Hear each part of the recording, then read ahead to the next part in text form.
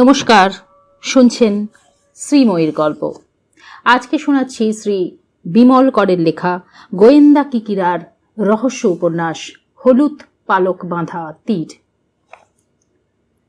সিঁড়িতেই দেখা, তারাপদরা নেমে যাচ্ছিল, কিকিরা উঠে আসছিলেন। সিঁড়িতে যেটুকু আলো তার চেয়েও বেশি অন্ধকার। দু চারটে ইঁদুরও এই ভাঙাচোরা অন্ধকার সিঁড়িতে দিব্যি ছোটাছুটি করে বেড়ায় রাত্রের দিকে। মুখোমুখি হতেই তারাপদ বিরক্তির গলায় বলল, বাহ, বেশ তো আপনি। আমরা দুদিন হলো আসছি আর ফিরে যাচ্ছি। কোথায় যান আপনি কিকিরা? কিকিরা বললেন, কে তোমাদের ফিরে যেতে বলেছে? আগের দিন আমার ফিরতে রাত হয়েছিল। কাল আমি ফিরে এসে শুনলাম তোমরা একটু আগেই চলে গিয়েছ। কেন, বগলা তোমাদের বলেনি আজ আমি না ফেরা পর্যন্ত অপেক্ষা করতে? বলেছিল, কিন্তু কত আর অপেক্ষা করব? চাঁদু কাল সকালের গাড়িতেই বাড়ি যাচ্ছে। দিনশা থেকে ছুটি ম্যানেজ করেছে, ওর কিছু কাজ আছে। তাড়াতাড়ি কোয়ার্টারে ফিরতে হবে। আমরা তো আরো আগে চলে যেতাম, নেহাত ঝড় উঠলো বলে খানিকটা বসে গেলাম। কিকিরা বললেন, আমারও তাই। ট্রাম থেকে নেমেই ঝড়ে আটকে গেলাম। একটা দোকানে মাথা বাঁচিয়ে এতক্ষণ দাঁড়িয়েছিলাম। নাও, ওপরে চলো চলো চাঁদু। সময়টা আষাঢ়। কালবৈশাখীর ঝড় ওঠার কথা নয়, এখন বৃষ্টি নেমে যাওয়া উচিত ছিল। কিন্তু দু একদিন ছিটে ফোঁটা বৃষ্টি হলেও বর্ষা আজও নামেনি। উল্টে আজ সন্ধ্যের মুখে জোর ঝড় উঠল হঠাৎ, ঠিক যেন কালবৈশাখী। ঝড় উঠলেও বৃষ্টি হলো না এদিকে। তবে হতে পারে, আকাশে মেঘ ডাকছে, দু এক ঝলক বাদলা বাতাসও দিচ্ছিল। দূরে কোথাও হয়তো বৃষ্টি নেমেছে। ঘরে এসে কিকিরা চা করতে বললেন বগলাকে। তারপর জোব্বা জামার পকেট থেকে দু একটা ছোট মতন খেলনা আর লুডো খেলার বোর্ডের মতন একটা বোর্ড বার করে রেখে দিলেন। বোর্ডের সঙ্গে কৌটোও ছিল, প্লাস্টিকের চৌকোনা কৌটো। গুটি আর ছক্কা ছিল কৌটোর মধ্যে। চাঁদু, তুমি বাড়ি থেকে ফিরবে কবে? কিকিরা জিজ্ঞেস করলেন। 25-26। 25 শনিবার পড়েছে, রবিবার বিকেলে ফিরলেই হবে। চন্দন বলল, বাড়িতে মা বাবা? হ্যাঁ, মা বাবা ভালোই আছেন। আমার মাসি মেসোমশাই এসেছেন লন্ডন থেকে। খানিক হইচই হবে বাড়িতে, তাই আর কি। তা কি করেন মেসোমশাই? মেসোমশাই কেমিক্যালের লোক, রিসার্চের কাজকর্ম করেন। মাসি চাকরি করেন ব্যাংকে, আর মাস্তাতো ভাই ইঞ্জিনিয়ার। বাহ, বেশ। তা তুমি দিন সাতেকের মধ্যেই ফিরছ? হ্যাঁ, তার না ফিরে উপায় আছে? হাসপাতাল। তারাপদ ততক্ষণে কিকিরার নামিয়ে রাখা খেলনাগুলো নিয়ে নাড়াচাড়া শুরু করেছে। বলল, এগুলো কি স্যার? আপনি কি বাচ্চা হয়ে যাচ্ছেন নাকি? খেলনা কিসের? কিকিরা মজার মুখ করে হাসলেন। বললেন, সেই গানটা শুনেছ? কোন গান? পুরনো গান, এককালে ঘরে ঘরে গাইতো, খেলিছ এ বিশ্বলয়ে। শোনোনি? কোথা থেকেই বা শুনবে, তোমরা তখন জন্মাওনি। আপনি নিশ্চয়ই জন্মেছিলেন। তারাপদ মজা করে বলল, শিশু, চাইল্ড। বলে কিকিরা ডান হাত মাটির দিকে নামিয়ে তখনকার বয়সটা বোঝাবার চেষ্টা করলেন। ও, তা এখন কি খেলা করতে ইচ্ছে হলো?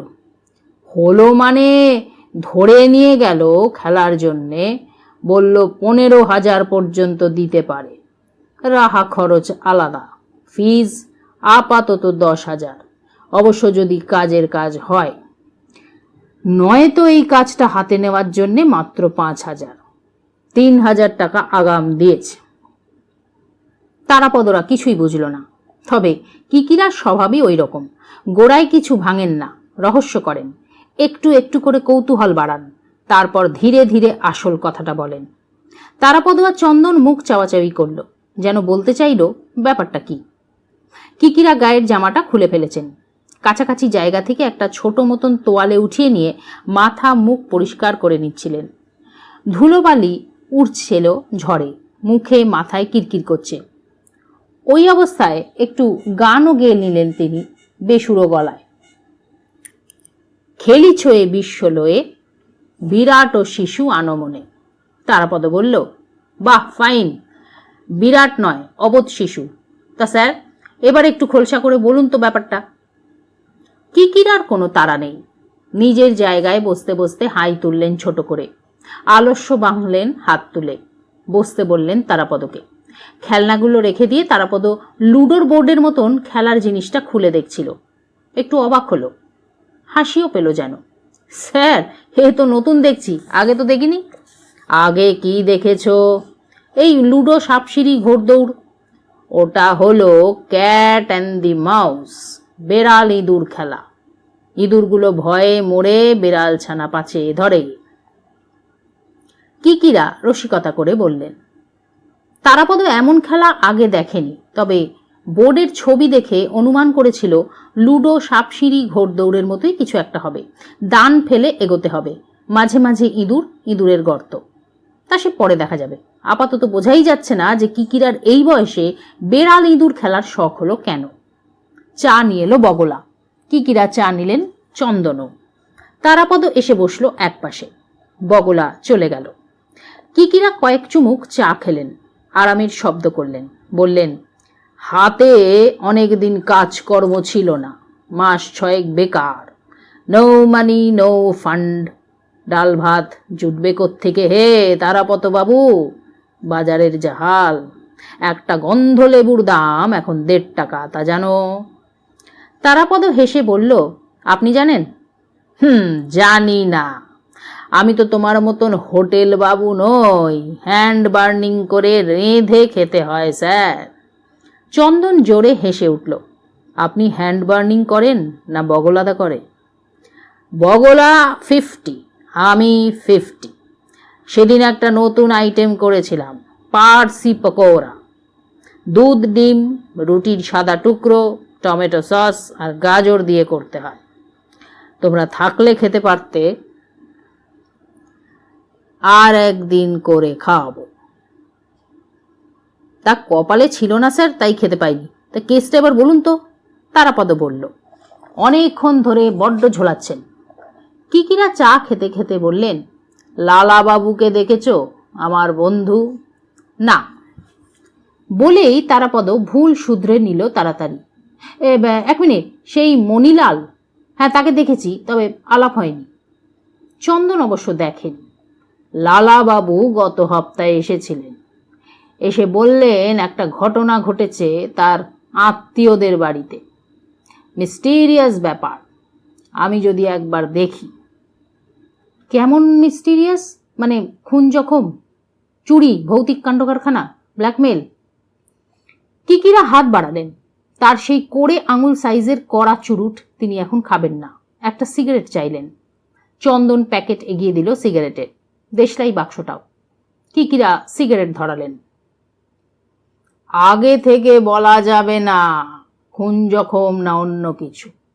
এখন পর্যন্ত কেউ মারা যায়নি, তবে মরো অবস্থা।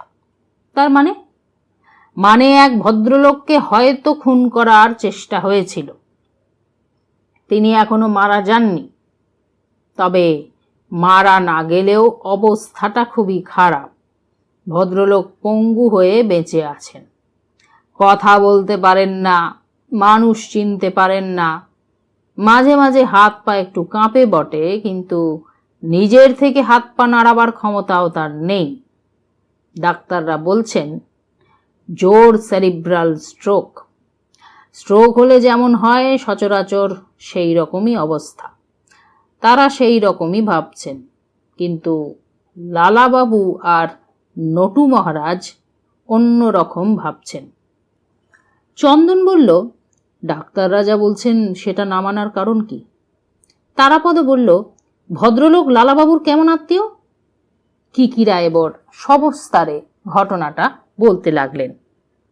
ভদ্রলোক লালাবাবুর মামাতো ভাই, মানে দাদা, আবার বন্ধুরও মতন। নাম হলো রত্নেশ্বর। লোকে রতনবাবু বলে ডাকে। রত্নেশ্বর বাবুর বয়স 50-এর ওপর, স্বাস্থ্য এক সময় খুবই মজবুত ছিল। বরাবরই ব্যবসাপত্র করেছেন, পয়সাওয়ালা লোক। হালে ভদ্রলোক একটা বাস কিনে দীঘা কলকাতায় চালাচ্ছিলেন, ট্যুরিস্ট সার্ভিস। মাস কয়েক আগে তার খেয়াল হয় ঘাটশিলায় একটা হোটেল খুলবেন। জমি আগেই কেনা ছিল। তা হোটেল বাড়ি তৈরি করার কাজে সবেই যখন হাত দিয়েছেন, ঠিক তখনই ঘটনাটা ঘটল। রত্নেশ্বরবাবুর স্ট্রোক হলো, বা তাকে খুন করার চেষ্টা হলো। তারাপদ বলল, হ্যাঁ। কোথায়? ঘাটশিলায়। তারাপদ তাকিয়ে থাকল। রত্নেশ্বর থাকতেন কোথায়, কলকাতায় না ঘাটশিলায়? মানে ভদ্রলোক সম্পর্কে এখন পর্যন্ত কতটুকু আর জানাই বা হয়েছে? তারাপদ বলল, আচ্ছা ওর বাড়ি কোথায়, ব্যবসাপত্রের জায়গা? কিকিরা বললেন, বাড়ি হচ্ছে হরিশ মুখার্জিতে, পুরনো বাড়ি, পৈতৃক। ব্যবসাও কলকাতাতে, হরেক রকম ব্যবসা। সাইকেলের সিট, ঘন্টি, আলো এসব তৈরি করার ছোট কারখানা আছে বেহালায়। কার্বন পেপার, স্ট্যাম্প কালি, স্ট্যাম্প প্যাড তৈরি হয় বেলেঘাটায়। আর চিনে বাজারে একটা দোকান আছে স্টেশনারির। হালে আবার মস্ত বাস কিনে দীঘা কলকাতায় চালাচ্ছিলেন। খুচরো আরও কিছু থাকতে পারে, ছোটোখাটো এজেন্সি গোছের। চন্দন বলল, এত রকম ব্যবসা? জাত ব্যবসাদার নাকি? হ্যাঁ, ঠিক ধরেছ। ওরা জাত ব্যবসাদার, বাপ ঠাকুরদাও ব্যবসায়ী করে গিয়েছে। তা এত ব্যবসা একলা সামলাতেন ভদ্রলোক? মাথা নাড়লেন কিকিরা। খোঁজ খবর রাখতেন সব ব্যবসারই, তবে নিজে দেখাশোনা করা সম্ভব ছিল না। বেহালার কারখানাটা নিজে দেখতেন, বেলেঘাটার কারবার দেখত নিমাই বলে একটা লোক, সম্পর্কে খুড়তুতো ভাই, রত্নেশ্বরদের আশ্রিত। আর চীনের বাজারের দোকানে বসত নিজের ছোট ভাই যজ্ঞেশ্বর। আর বাসের ব্যবসা কে দেখত? ওটা নিজেই দেখতেন রত্নেশ্বর, তবে একজন ছোকরা ম্যানেজার ছিল, নাম আনন্দ। তারাপদ বলল, দাঁড়ান একটু গুছিয়ে নি, সব একেবারে তালগোল পাকিয়ে যাচ্ছে। বেহালা রত্নেশ্বর, বেলেঘাটায় নিমাই, চীনে বাজারে যজ্ঞেশ্বর, আর বাস হচ্ছে আনন্দ। মানে এই চারজনই ছিল রত্নেশ্বরের ব্যবসার দেখাশোনার লোক। অবশ্য রত্নেশ্বরকে বাদ দিলে তিনজন। হ্যাঁ। আচ্ছা, গোলমাল ছিল কারো সঙ্গে? বাইরে অন্তত নয়। আপনি এদের দেখেছেন? দেখেছি, লালাবাবু পরিচয় করিয়ে দিয়েছেন। তা দেখে কি কাউকে সন্দেহ হলো? 2-10 মিনিট দেখেই কি আর সন্দেহ হয়? আমার কি আর পুলিশের চোখ? চন্দন বলল, না না, সন্দেহের কথা পরে। আগে তো জানতে হবে কি হয়েছিল যে আপনার বন্ধু লালাবাবু সন্দেহ করছেন রত্নেশ্বরকে খুন করার চেষ্টা হয়েছে। কিকিরা মাথা নাড়লেন, বললেন, আসল কথাটা হলো তাই। তারাবাবু আসল কথাটা ছেড়ে বাকিগুলো নিয়ে মাথা ঘামাতে বসল। একে কি বলে জানো? বলে fair gathering, sorry, feather gathering.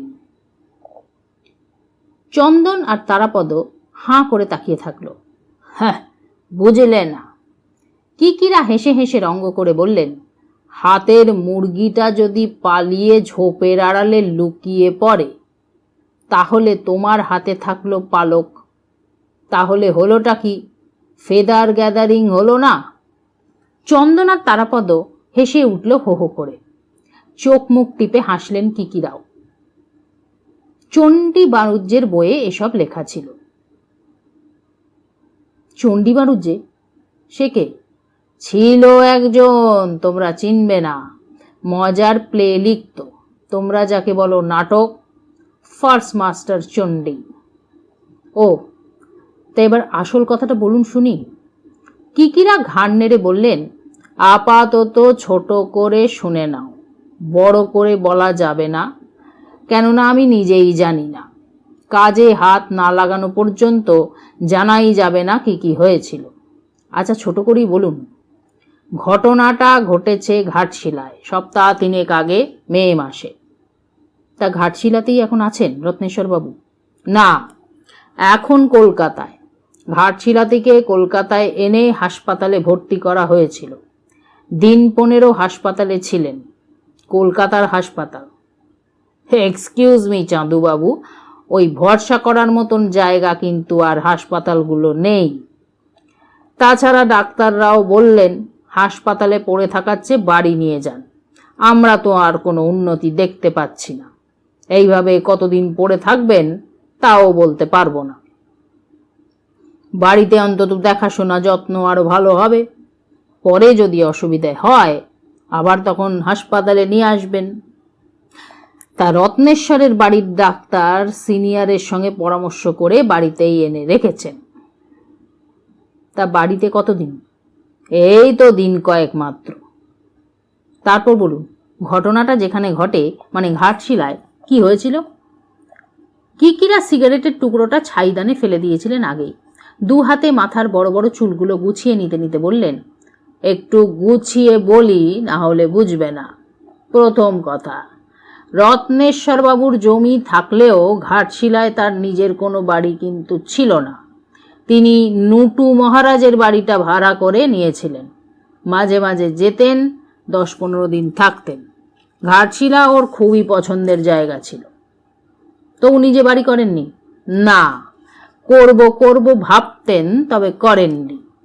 জমি তো কেনাই ছিল, ভাবতেন সময় মতো করে ফেলব। পরে মনে হয় বাড়ি পরে হবে, আগে একটা ছোট হোটেল করা যাক, ব্যবসা ভালো হবে। আসলে বিজনেসম্যান তো। তারাপদ বলল, তা এবারে তিনি নটু মহারাজের বাড়িতেই ছিলেন? হ্যাঁ, সেই বাড়িতেই ছিলেন। হোটেল বাড়ির গোড়ার কাজকর্ম শুরু হয়েছিল, ভিত খোঁড়া সবই শেষ, এমন সময় ঘটনাটা ঘটল। ইয়েস, ঘটনাটা ঘটল। তা বলুন একটু ঘটনাটা। একদিন সন্ধ্যের মুখে রত্নেশ্বর বসার ঘরে বসে বসে বাড়ির নকশা টকশা দেখছিলেন। এমন সময় কে যেন এসেছিল দেখা করতে। কথাবার্তা বলে সে চলে গেল। তার সামান্য পরে নটু মহারাজ ঘরে এসে দেখেন রত্নেশ্বর চেয়ার সমেত মেঝেতে উল্টে পড়ে আছেন। ওই বাড়িতে ইলেকট্রিসিটি নেই। বড় একটা টেবিল বাতি কেরোসিনের, সেটা জ্বলছিল। অন্ধকারই বেশি ঘরে, আলো আর কতটুকু হয়। নটু মহারাজ প্রথমটায় তাই ধরতে পারেননি। পরে দেখলেন রত্নেশ্বর অজ্ঞান, সারা শব্দ নেই, কিন্তু বেঁচে আছেন। ডাক্তার? চন্দন বলল, ডাক্তার তো সেই বাজারের কাছে লোক পাঠিয়ে আনানো হলো। কাছাকাছি কেউ ছিলেন না? চাঁদু, তোমরা ভাবো সব জায়গায় কলকাতা, একেবারে অলিতে গলিতে ডাক্তার। ঘাটশিলার মতো জায়গায় তুমি কজন ডাক্তার পাবে হে যে হাঁক মারলেই ছুটে আসবে? তারাপদ বলল, আচ্ছা তারপর কি হলো? কিকিরা বললেন, রাতটা কোনো রকমে কাটিয়ে পরের দিন অনেক মেহনত করে একটা অ্যাম্বুলেন্স ভ্যান আনানো হলো জামশেদপুর থেকে। সেই অ্যাম্বুলেন্সে করে সোজা কলকাতা। সঙ্গে ডাক্তারবাবু ছিলেন। রাস্তার মধ্যে বিপদ ঘটলেও ঘটতে পারত, কিন্তু ঘটেনি। কলকাতায় এনে সোজা হাসপাতালে। চন্দন বলল, কাজটা কিন্তু খুব রিস্কি হয়েছে। উপায় ছিল না হে, তাছাড়া ওরা কলকাতার মানুষ, কলকাতা ছাড়া আবার ভরসা পান না কিনা। তারাপদ বলল, আচ্ছা কে দেখা করতে এসেছিল সেদিন ঘাটশিলা? সেটাই তো কেউ জানে না। কিকিরা বললেন, সে কি, কেউ জানে না মানে কেউ দেখেনি? একজনই মাত্র দেখেছিল, একটা বাচ্চা মেয়ে, ডাকনাম ফুটফুটি, রত্নেশ্বর বাবুর ভাইঝি, যজ্ঞেশ্বরের ছোট মেয়ে। সে তখন বড় বারান্দার একপাশে এসে লুকিয়ে বসেছিল। কেন? তার মা তাকে জোর করে 1 গ্লাস দুধ খাওয়ানোর চেষ্টা করছিল বলে পালিয়ে এসেছিল। তা মেয়েটির বয়স কত? এই বছর 6-7। তো সে বলতে পারছে না কাকে দেখেছে? লোকটা যখন বেরিয়ে যাচ্ছিল সেই সময় সে দেখেছে, তাও আবছা অন্ধকারে। ওই সময় কৃষ্ণপক্ষ চলছিল। বারান্দায় মাত্র হেরিকেন ছিল একটা। আচ্ছা, তা কেমন দেখতে ছিল লোকটা? ভূতের মতন। ফুটফুটি বলছে ভূত, আর তো কিছু বলতে পারছে না। আমি তাকে ভুলিয়ে ভালিয়ে জানবার চেষ্টা করছি রোজই, কিন্তু পারছি না। তারাপদ খেলনাগুলোর দিকে তাকালো। এগুলো কি ফুটফুটির জন্যে? কিকিরা হাসলেন। চন্দন আর বুঝতে পারছিল না, উঠে পড়ল। তারাপদ।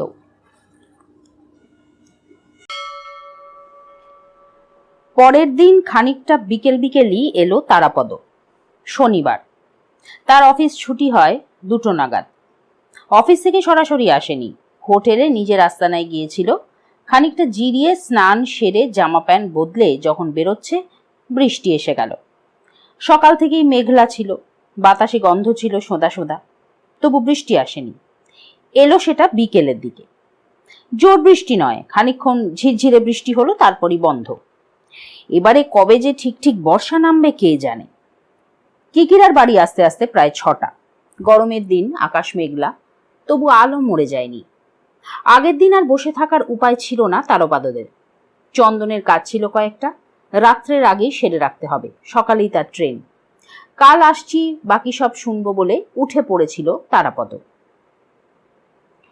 চন্দন যাওয়ার আগে বলে গিয়েছিল, কিকিরা আমি তো থাকছি না, 7 দিন ধরে আমার পেট ফুলবে। তবু একটা ওয়ার্নিং দিয়ে যাই, ভালো করে না বুঝে হাত বাড়াবেন না। হাসপাতালের কেস নিয়ে অনেক সময় গন্ডগোল হয়। কিকিরা মাথা নেড়েছিলেন। তারাপদ এসে দেখলো কিকিরা বাইরে যাওয়ার জন্য তৈরি হয়ে বসে আছেন। বেরোচ্ছেন নাকি? তোমার জন্যে বসে আছি। চাঁদু চলে গিয়েছে, সকালেই তো যাওয়ার কথা। চলুন, যাবেন কোথায়? রত্নেশ্বরের বাড়িতে। সেটা কোথায়? এত তাড়াতাড়ি ভুলে যাও? হরিশ মুখার্জি। ও হ্যাঁ হ্যাঁ, খেয়াল ছিল না, চলুন। ছাতা কোথায়? তারাপদ হাসলো। নেব ভেবেছিলাম, তারপর দেখলাম বৃষ্টি থেমে গেল। কিকিরা হেসে হেসে বললেন, কি দেখলে সেটা বড় কথা নয়, কি হতে পারে সেটাও দেখতে হবে। এখন বর্ষাকাল, এক পশলা হয়ে গেছে বলে আর যে হবে না এমনটা তুমি জানলে কেমন করে? তুমি ভগবান নাকি? আপনারটা থাকবে তো, তাতেই হয়ে যাবে। হাসলো তারাপদ। কিকিরা বললেন, এক ছাতায় 2টো মাথা। বেশ, চলো। নিচে এসে তারাপদ এগিয়ে যাচ্ছিল। কিকিরা বললেন, দাঁড়াও, ওই দেখো একটা ট্যাক্সি, ওই যে গাছের তলায়, ওটাকে ধরো, যাবে মনে হচ্ছে। তারাপদ ট্যাক্সি ধরতে এগিয়ে গেল। ট্যাক্সিতে উঠে তারাপদ বলল, খেলনাগুলো নিয়েছেন দেখছি। প্লাস্টিকের পাতলা ব্যাগের মধ্যে খেলনাগুলো নিয়েছিলেন কিকিরা, দেখাই যাচ্ছিল। কিকিরা মাথা নাড়লেন, হ্যাঁ নিয়েছেন। সামান্য পরে তারাপদ বলল, স্যার, কাল রাত্রে শুয়ে শুয়ে ভাবছিলাম ঘটনাটা, বেশ ধাঁধা লাগছিল। অনেক কথা তো আবার শোনাও হয়নি, কাজেই বুঝতেও পারছিলাম না। তা ঠিকই, কাল আর সব কথা বলা হলো কোথায়? তারাপদ বলল, কি নাম বলছিলেন যেন? নটু মহারাজ, তাই না? হ্যাঁ, তিনি প্রথম যিনি রত্নেশ্বর বাবুকে চেয়ার উল্টে পড়ে থাকতে দেখেছেন। হ্যাঁ। তাই নটু মহারাজ না নটু মহারাজ লোকটি কে? সাধু সন্ন্যাসী? আমি তো তাকে দেখিনি, খবরাখবর করেছি, তাতে জেনেছি নটু মহারাজ গেরুয়া পরা সন্ন্যাসী নন। তার আবার কোনো আখড়া আশ্রম এসব নেই, নিজের সংসার বলতেও কিছু নেই। ঘাটশিলায় অনেকদিন আছেন, লোকাল লোকও বলা যায়। একাই থাকেন, একটি কাজের লোক আছে। নটু মহারাজের বাড়ি আছে না ঘাটশিলায়? আপনি কাল বলছিলেন রত্নেশ্বর সেই বাড়ি ভাড়া নিয়েছিলেন ওখানে। হ্যাঁ, নটু মহারাজের বাড়ি আছে। বাড়ির সামনের দিকটা তিনি রত্নেশ্বরকে ভাড়া দিয়েছিলেন, বরাবরই তাই দিতেন। চেনাশোনা হয়ে গিয়েছিল অনেক দিন থেকে, বন্ধুত্ব গড়ে উঠেছিল। তার নিচে তিনি কোথায় থাকতেন? বাড়ির সামনের দিক ভাড়া দিতেন বলছেন, তার মানে বাড়ির পেছন দিক ছিল? পেছন দিকে একটা আউট হাউস মতন আছে, সেখানেই বরাবর থাকেন নটু মহারাজ। আসল বাড়ি ছেড়ে দিয়ে আউট হাউসে থাকেন কেন? একা মানুষ অল্পেতেই হয়ে যায়, আসল বাড়িটা ভাড়া খাটান, সেই রকমই তো শুনলাম। দেখি নিজেরা গিয়ে কথা বললে বুঝতে পারবো। ও, তাহলে সামনের দিকটা বড় বাড়িটা নটু মহারাজ ভাড়া খাটানোর জন্য রেখে দিয়েছেন। অন্য ভাড়াটেরাও ভাড়া নিতে পারতো তাহলে? পারতো। তবে রত্নেশ্বরই বেশি নিতেন, বছরে 2-3 বার। পুজোয় আর শীতে তো বাঁধা, আবার মাঝে মাঝে বর্ষায়। অন্য সময় কে আর ঘাটশিলায় ঘর ভাড়া নিয়ে বেড়াতে যাবে? তুমি কখনো গেছো নাকি ঘাটশিলায়? না, আমি একবার গিয়েছিলাম 10-12 বছর আগে। তার বেশিও হতে পারে। আমার এক শিষ্য গিয়েছিল শো দেখাতে, ধরে নিয়ে গিয়েছিল। একটা রাতই ছিলাম। নো আইডিয়া স্যার, তবে জায়গাটা ভালো শুনেছি। আমিও শুনেছি। এবার চলো, ভালো করেই দেখা যাবে। তাকালো তারাপদ। আপনি ঘাটশিলায় যাচ্ছেন? যাচ্ছি বই কি, না গেলে হয়? ঘটনা যেখানে ঘটলো সেখানে না গিয়ে, না দেখে, খোঁজ খবর না করে জানবো কেমন করে কি হয়েছিল? আসছে শুক্রবারেই যাব ঠিক করেছি। তা কদিন ছুটি নিয়ে নাও অফিস থেকে, 7 days। তারাপদ কোনো কথা বলল না। ট্যাক্সিওয়ালার হাত ভালো নয়।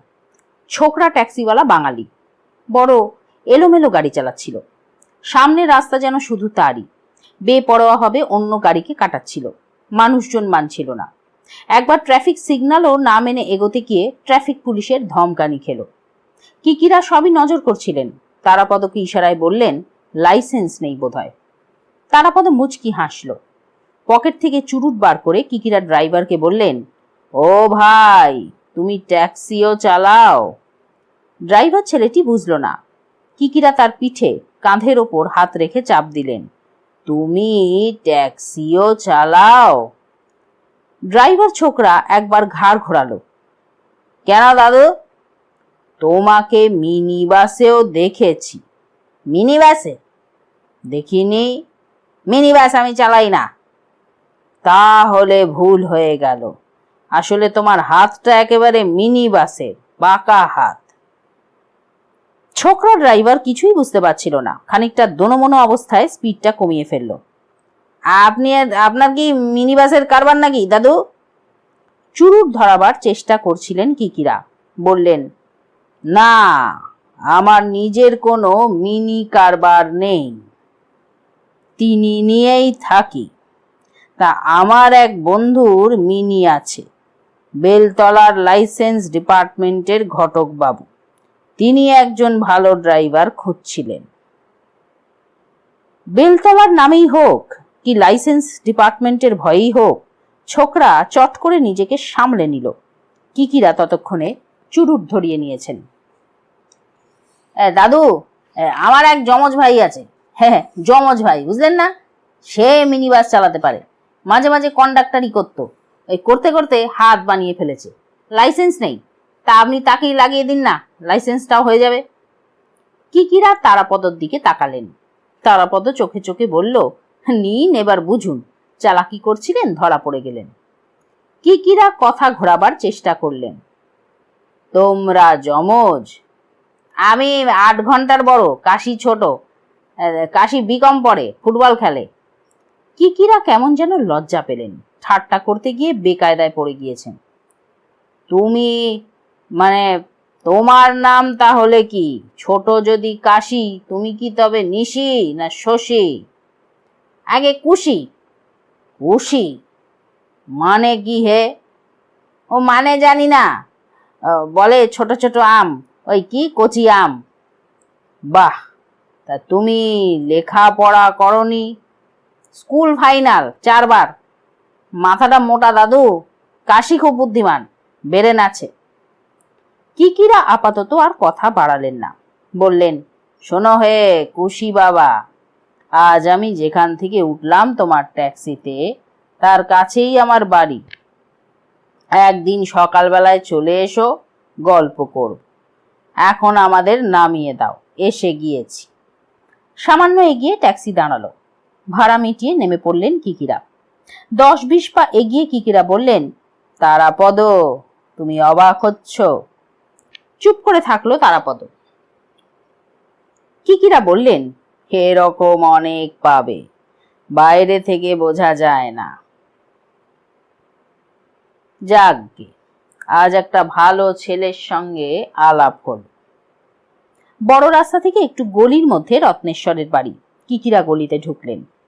তারাপদ বলল, আপনি একটা কথা আমায় বলেননি, ঘাটশিলার বাড়িতে তখন কারা ছিলেন রত্নেশ্বরের সঙ্গে, তার ফ্যামিলি? কিকিরা বললেন, রত্নেশ্বরের একটি মেয়ে বিয়ে হয়ে গেছে, সে দূরে থাকে, কানপুরে। বাবাকে দেখতে এসেছিল, আবার ফিরে গেছে। রত্নেশ্বরের স্ত্রী মারা গিয়েছেন। ভদ্রলোককে দেখাশোনা করে ছোট ভাই যজ্ঞেশ্বরের স্ত্রী। যজ্ঞেশ্বরের বড় মেয়ে থাকে আসানসোলে, স্কুলে পড়ায়, আর ছেলে কলেজে পড়ে। ছোট মেয়ে ফুটফুটি হলো রত্নেশ্বরের প্রাণ। উনি যখনই ঘাটশিলায় যান, ভাইয়ের স্ত্রী, ছেলে, মেয়ে এরা সঙ্গে যায়। এবারে ছেলে যায়নি, ফুটফুটি আর তার মা সঙ্গে ছিল। অন্য কেউ? ওই কাজের লোকজন। কলকাতার বাড়ি থেকে দুজন সঙ্গে গিয়েছিল, একজন রান্নার লোক মেয়ে, আর অন্যজন হাই ফরমাস খাটার, কমলা আর গুরুচরণ। আর কেউ না? না। তবে কলকাতা থেকে একজন মাঝে মাঝে যেত, কর্মচারী ধীরুবাবু। ঘটনার দিন ধীরুবাবু ছিলেন না। কথা শেষ হওয়ার আগেই রত্নেশ্বরের বাড়িতে পৌঁছে গেল তারাপদরা। বাড়িটা পুরনো, অন্তত 100 বছরের পুরনো তো হবেই। সেকালের ছাদ ছিঁড়ি থেকেই বোঝা যায় সেটা। পাঁচিল ঘেরা বাড়ি, সামনে সদর। সদর পেরোলেই ফাঁকা জমি খানিকটা, গাছপালা কয়েকটা, সামনে বারান্দা। বারান্দায় বড় বড় 3-4টে ফুলের টব। দুটো টবে পাতাবাহার ঝাঁকড়া হয়ে রয়েছে। সামনে বারান্দা, ডান পাশেও বারান্দা। বারান্দার গায়ে গায়ে ঘর। সামনের বারান্দার বড় ঘরের দরজা খোলাই ছিল। বাড়িটা দোতলা। বারান্দায় মাত্র একটা বাতি জ্বলছিল। সামনে ঘরটা বসার ঘর। কিকিরাদের পায়ের শব্দে এক ভদ্রলোক বেরিয়ে এলেন। আসুন রায়বাবু, বলে তারাপদর দিকে তাকালেন। কিকিরা বললেন, একটু দেরি হয়ে গেল, চলুন। বসার ঘরের আলো উজ্জ্বল নয়, টিউবলাইট ছিল কিন্তু জ্বালানো হয়নি। কিকিরা তারাপদদের দিকে তাকালেন। তারাপদ, ইনি হলেন লালাবাবু, আমার পুরনো বন্ধু, দেখেছ হয়তো। আর লালাবাবু এ হলো তারাপদ, আমার ডান হাত। আরও একজন আছে, চন্দন, ডাক্তার। সে অবশ্য আসতে পারল না, আজ বাড়ি চলে গিয়েছে, দিন 7 পরে ফিরবে। লালাবাবু কিকিরাদের বসতে বললেন। তারাপদ লালাবাবুকে দেখছিল। ভদ্রলোকের সঙ্গে তার কি কোনোদিন আলাপ হয়েছে কিকিরাদের বাড়িতে? মনে পড়ল না। তবে এমন হতেই পারে, একদিন সে যখন কিকিরার বাড়ি যাচ্ছিল, ভদ্রলোককে সিঁড়িতে দেখেছে। হয়তো উনি কিকিরার সঙ্গে গল্পগুজব সেরে ফিরে যাচ্ছিলেন। তারাপদ কৌতূহল বোধ করেনি তখন। কিকিরা বললেন, কেমন আছেন রত্নেশ্বর বাবু?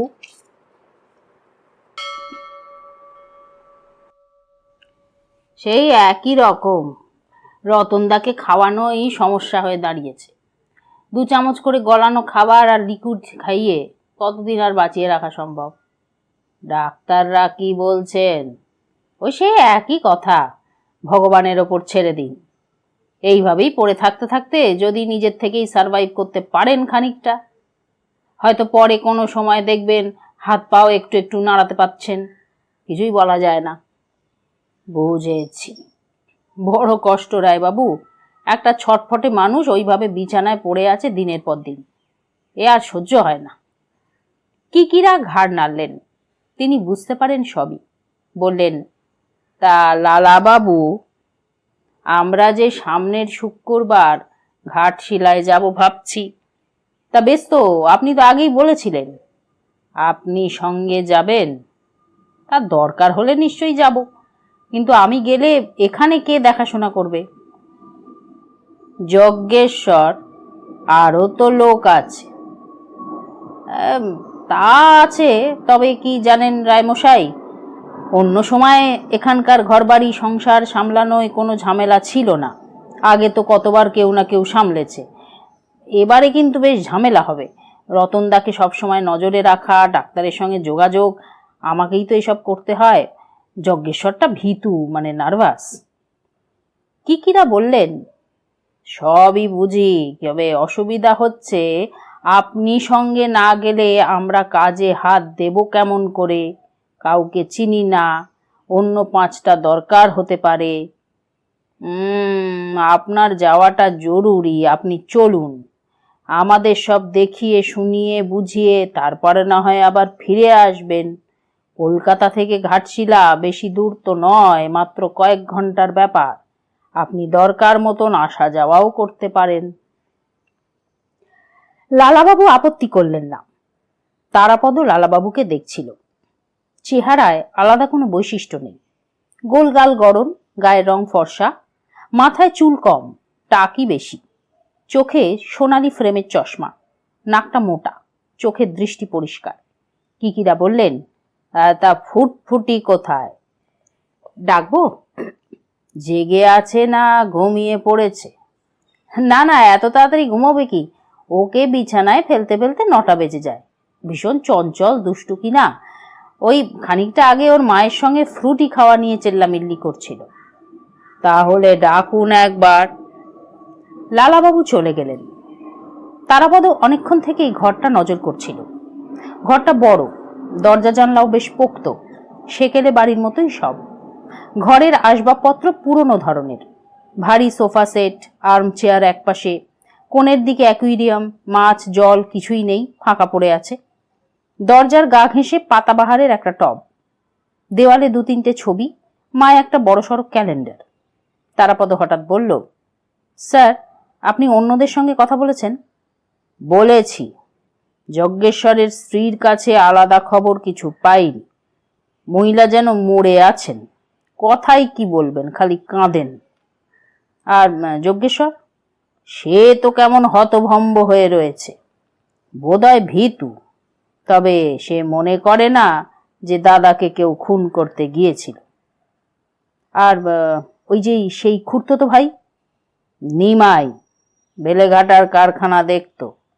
এই বাড়িতেই থাকতো এতদিন, এখন বেলেঘাটাতে থাকে। ও এ বাড়ির আশ্রিত ছিল না? আশ্রিত তো বটেই, তবে হালে অন্য জায়গায় থাকছে, ওই কাজকর্ম দেখার সুবিধে হবে বলে। তা সে কি বলে? খুন করার চেষ্টা বলে সেও সন্দেহ করে না। লোক কেমন? দেখতে তো নিরীহ, তবে বোকা নয়। আর বাসের কারবার যে দেখতো? আনন্দ, সেটা একেবারে বক্কেশ্বর, টকিং মুখ্যু, অনবরত কথা বলে আর কান চুলকোয়। চেহারাটা সন্ডা মার্কা, তবে মুখ্যু হলেও গোবেচারা নয়।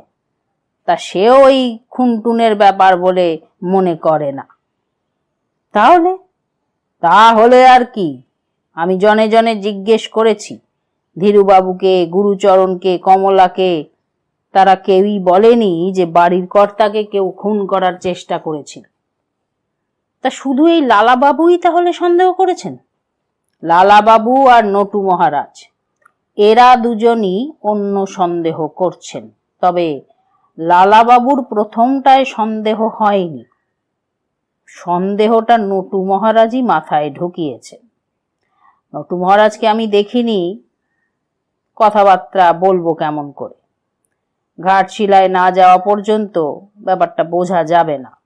চোখে আগে দেখি, কানে আগে শুনি, তারপর।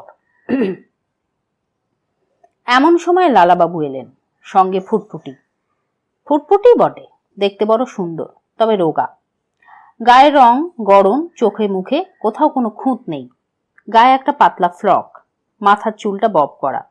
বয়স সেই 7-8 হবে, ওটা বোঝাই যায়। কিকিরার সঙ্গে ফুটফুটির বেশ আলাপ। এসেই ফুটফুটি বলল, কি এনেছ আমার ফটাফট আনুনি? কিকিরা পকেট থেকে খেলনাগুলো বার করে কাছে ডাকলেন, এই যা, ফটাফট তো ভুলে গিয়েছি পিসিমণি। পিসিমণি বলবে না? আচ্ছা, মাসিমণি। না, তাহলে মণি। ফুটফুটি বলবে। বলতে বলতে এগিয়ে এসে খেলনাগুলো নিল। ফুটফুটি যখন খেলনা দেখছে, ভেতর থেকে চা এলো।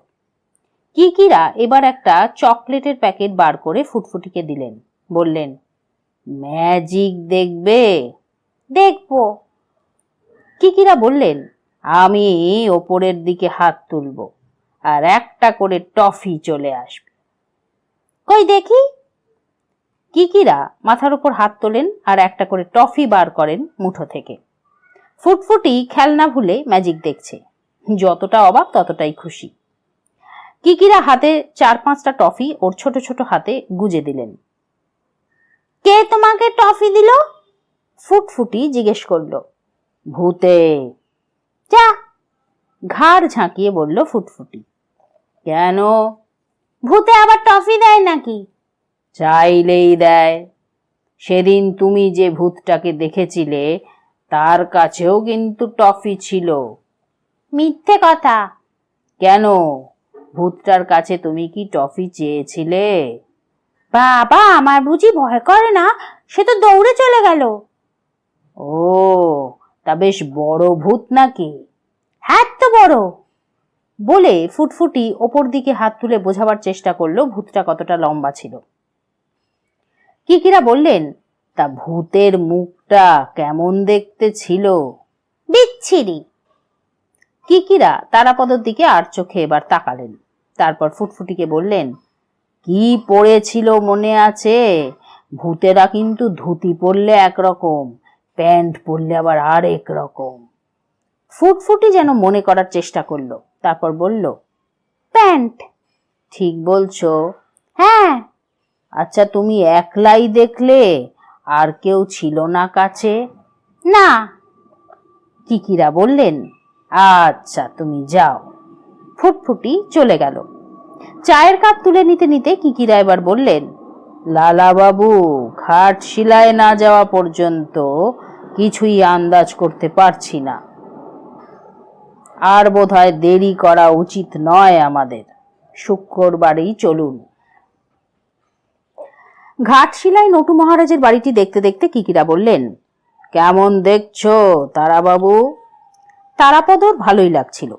আগের দিন রাত্রের দিকে তারা এসেছে।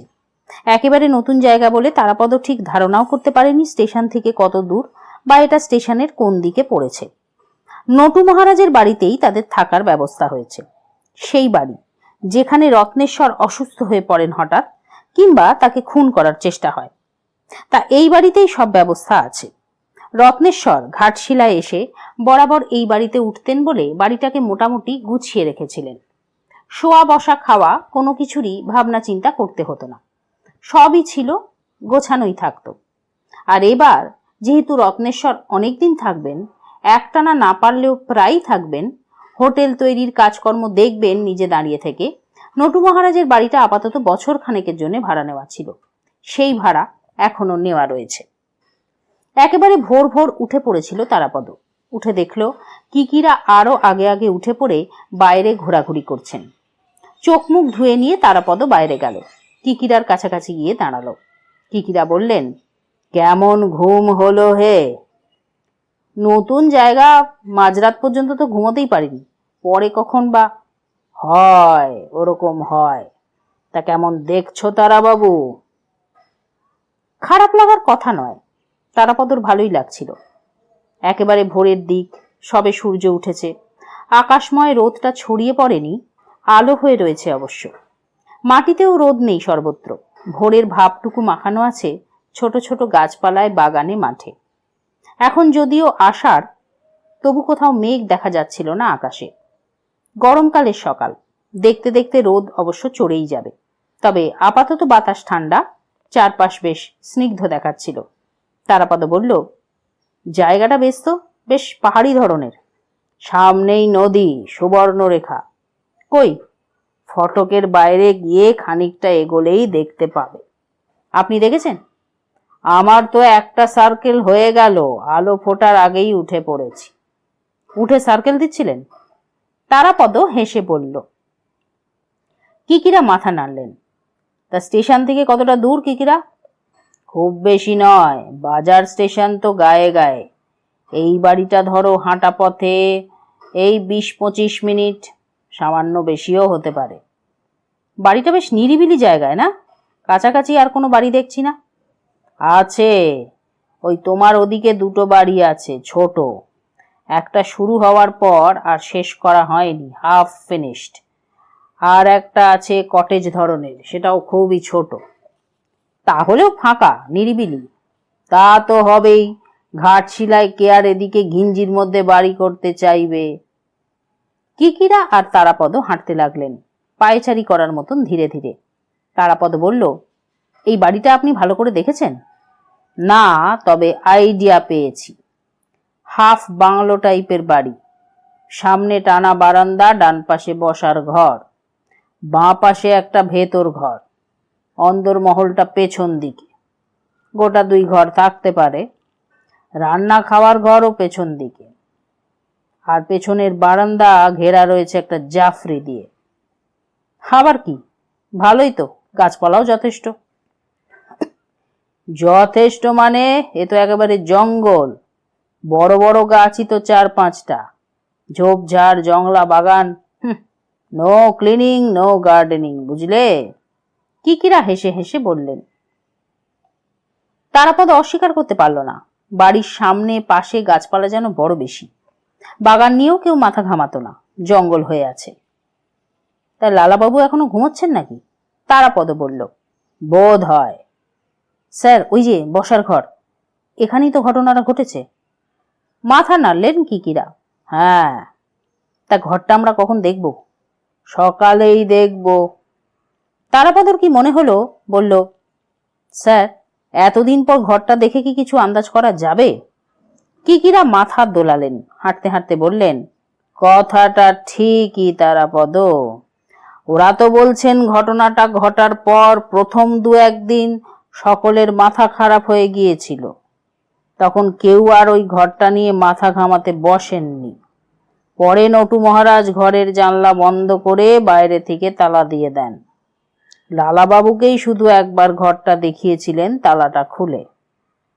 তারাপদ পাকা গোয়েন্দাদের মতো বলল, স্যার, ধরুন যদি এটা কিলিংই হয়, 2 দিনে কেন, 2 ঘন্টার মধ্যেও তো প্রমাণ লোপাট হয়ে যাওয়ার কথা। বিলকুল সহি বাত, কিকিরা মজা করে বললেন হিন্দিতে। তারপর একটু থেমে বললেন, তবে একটা কথা, বেড়ালরা সবসময় ইঁদুর চোখে দেখে না, কিন্তু গন্ধ পায়। আমাদেরও নাকের পাওয়ারটা বাড়াতে হবে, স্মেলিং করতে হবে হে তারাপদ, লাইক আ ক্যাট। আমার নাক কিন্তু ভোঁতা, তারাপদ বলল মজার গলায়। আমার নাক খাড়া ছিল, অবশ্য যৌবনকালে। তারপর হকসন সাহেবের সঙ্গে 5 রাউন্ড বক্সিং লড়লাম। বেটা এমন 5-7টা পাঞ্চ দিল নাকে যে অমন খাড়া নাকের হাড় ভেঙে সামান্য বসে গেল। নয়তো দেখতে স্মেলিং কাকে বলে। তারাপদ হেসে উঠল, তাই হকসন সাহেবটিকে? Son of Anderson, brother of Johnson. Hockson আমার বন্ধু ছিল। এমনিতে বরফ কলের মালিক, সোডা লেমনেডের কারখানাও ছিল। টেরিফিক হকি প্লেয়ার, আবার শখের ম্যাজিশিয়ান। জাপানি খেলা দেখাতো। Very good friend. তবু আপনার নাকে ঘুষি মারল? তারাপদ হাসছিল। সে তো বেটিং লড়তে গেলে অমন হয়, না পারলে মার খাবে, মার খেলেও হাত পা ছড়িয়ে নো চিতম। নো চিতম মানে? তারাপদ অবাক। মানে হাত পা ছড়িয়ে চিত হয়ে পড়ে থাকবে না, আবার উঠে পড়বে। তারাপদ হো হো করে হেসে উঠল।